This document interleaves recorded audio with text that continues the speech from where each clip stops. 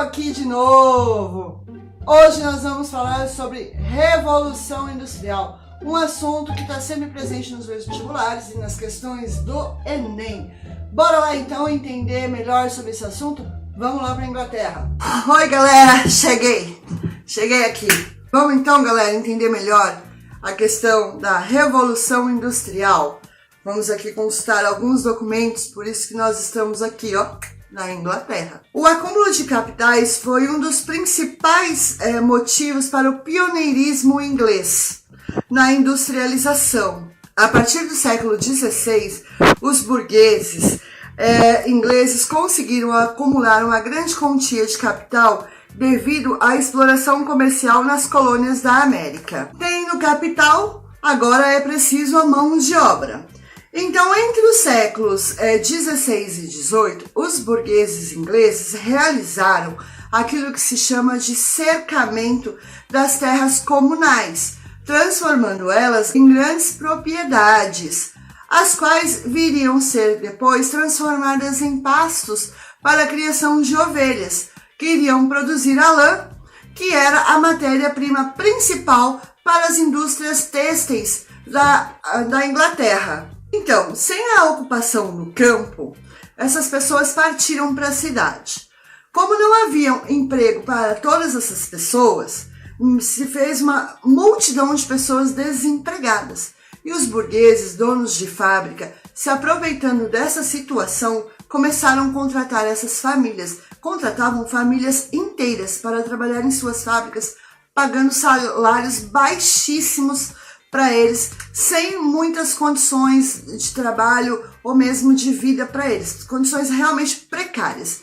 E essas pessoas sem opção, sem ter onde viver, nem o que comer, acabavam se sujeitando a trabalhar para esses burgueses por horas, por longas horas. As suas jornadas de trabalho chegavam a ser 18 horas por dia, para ganhar um salário muito baixo, que mal dava para alimentar a sua família. Eles se sujeitavam a isso pelas condições que eles estavam vivendo, e a burguesia se aproveitando dessa situação. Bom, a Inglaterra tem capital para investimento e mão de obra sobrando para aquele momento.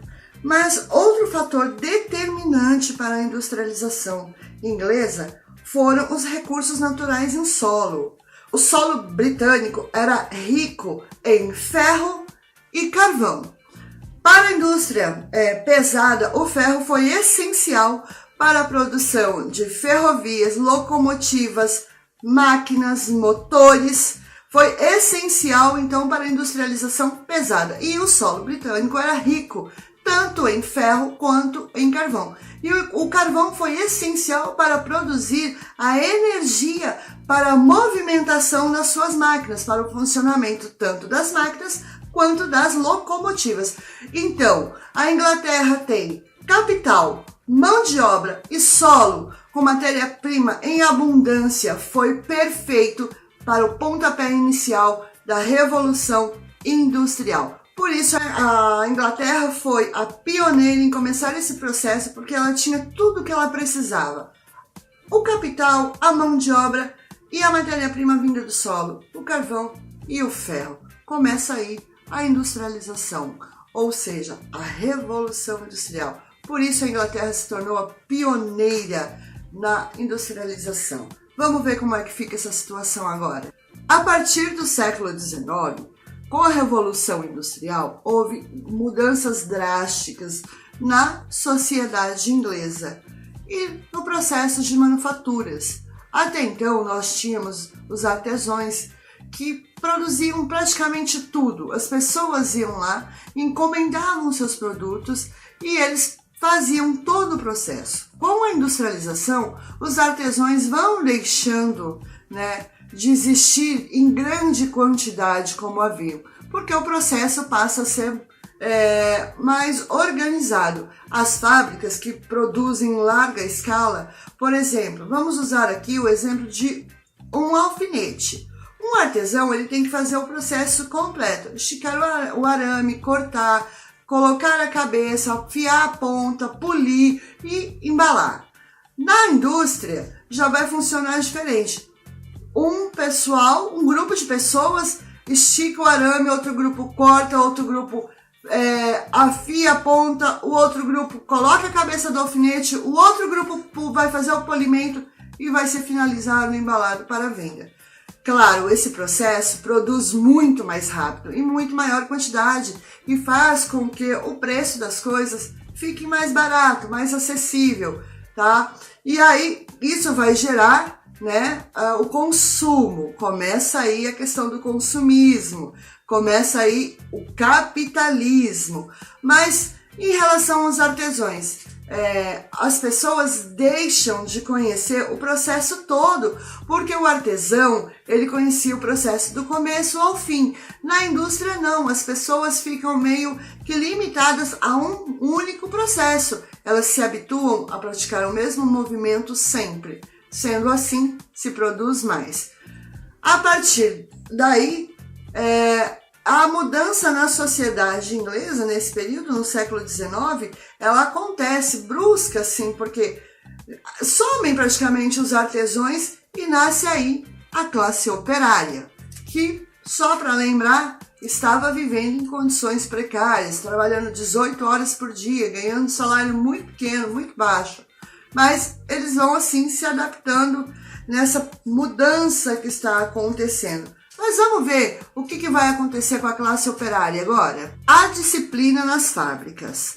O novo modelo de produção exigia total submissão e disciplina da fábrica, uma rotina monótona e diária e constante. A divisão do trabalho e a mecanização da produção aumentava o rendimento da fábrica e dos capitalistas, mas ao mesmo tempo em que desqualificava o trabalhador e o risco de desemprego era constante. A divisão do trabalho e a mecanização da produção aumentava os rendimentos das fábricas e dos capitalistas, mas ao mesmo tempo desqualificava o profissional que ficava alienado a um único modo de produção, a um único processo dentro da fábrica, ganhando salários baixíssimos e correndo risco constante de desemprego. A vida social de um operário inglês era muito complicada. Eles tinham que trabalhar 18 horas por dia, uma carga de trabalho muito puxada.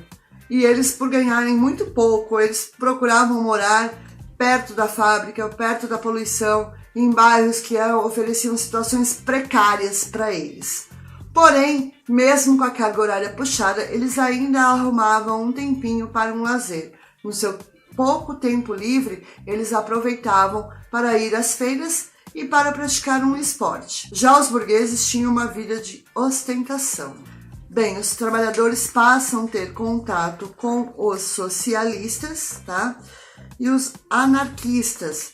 E a partir daí eles começam a ler uns jornais que eram distribuídos clandestinamente, que eram proibidos, com denúncias dos maus tratos, das péssimas condições de trabalho, do salário baixo, e começam a surgir alguns movimentos. Então a gente vai ter greves e motins. Nesse período vai haver vários motins e greves. Vai se iniciar a organização sindical e esses trabalhadores ingleses, eles passam a reivindicar melhorias das suas condições de trabalho.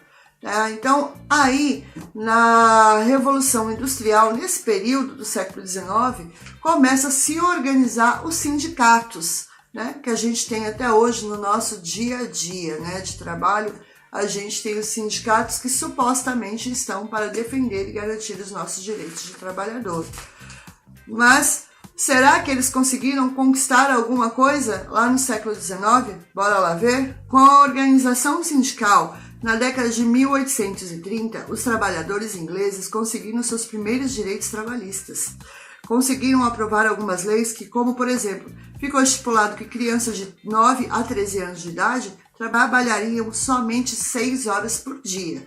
E conseguiram algumas leis que melhoravam suas condições de trabalho e lhe garantiam um salário um pouco melhor. Então, pessoal, a partir daí, então, também se inicia a segunda parte da Revolução, né? O segundo momento da Revolução Industrial, onde a gente vai ter inserido aí agora os Estados Unidos e o Japão. As máquinas já vêm sofrendo modificações, melhorias, né? Elas vêm sofrendo a revolução tecnológica e passa a se usar agora o petróleo, né? A gente vai começar a usar o petróleo como matéria-prima, como força de energia para mover o maquinário, as locomotivas, o carro, e assim se dá a segunda fase. E hoje, no nosso momento aqui, a gente vive a terceira fase da industrialização, né? A terceira fase da revolução industrial, que é esse momento da tecnologia que nós vivemos, né? Do desenvolvimento da informática, da inteligência artificial, toda essa tecnologia que a gente está tendo no nosso dia a dia é a terceira fase da revolução industrial. Então, galera, é isso aí. Isso é um pouquinho da industrialização inglesa, né, da revolução industrial. Vou deixar aí nas descrições um e-mail para que vocês possam mandar perguntas, tirarem as suas dúvidas. Eu vou respondendo conforme vocês vão me enviando. No que eu puder estar ajudando, eu vou estar ajudando. Se você gostou desse vídeo, deixa o seu like, compartilha com os amigos. Se você não é inscrito ainda, se inscreve aí no canal, dá aquela força pra gente, ativa o sininho para você receber as suas próximas aulas. E não se esqueça, isso vai cair no Enem. Tchau, fui!